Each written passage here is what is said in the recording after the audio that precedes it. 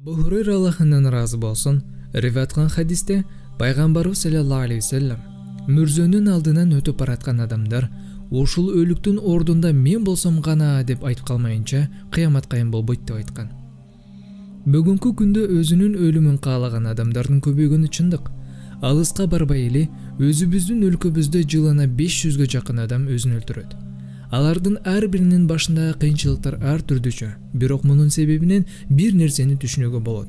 Көпчүлүк адамдар ислам дининен өтө алыстап баратканы. Ал эми өзүн өлтүрүү чоң күнөөлөрдүн бири. Анткени Аллах Таала Куранда айтат: "О иман келтиргендер, бири-бириңердин мал-мүлкүңөрдү арам жолдор менен жебегиле. Өз ара ыраазычылыгыңар менен болгон соода менен жегиле. Бири-бириңерди же ар ким өзүн өзү өлтүрбөгүлө. Албетте Аллах силерге мээримдүү. Ким ушуларды атайлап жана кыянаттык менен жасаса, аны биз жакында тозокко таштайбыз. Бул нерсе Аллахка жеңил. Эгер тыюу салынган чоң күнөөлөрдөн сактансаңар, биз силердин баардык күнөөңөрдү өчүрөбүз жана улук орунга бейишке киргизебиз." Ниса сүрөсү 29, 30, 31 аяттары.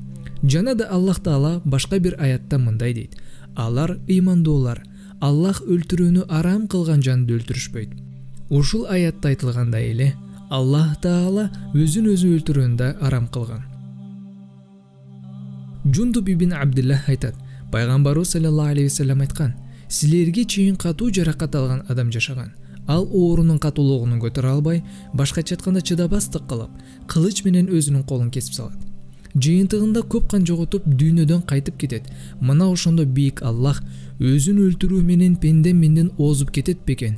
Ушул үчүн мен бейиштага арам кылдым" деп айтат. Бул адам туурасында Пайгамбар саллаллаху алейхи вассалам ал тозок ээлеринен болду деп айткан.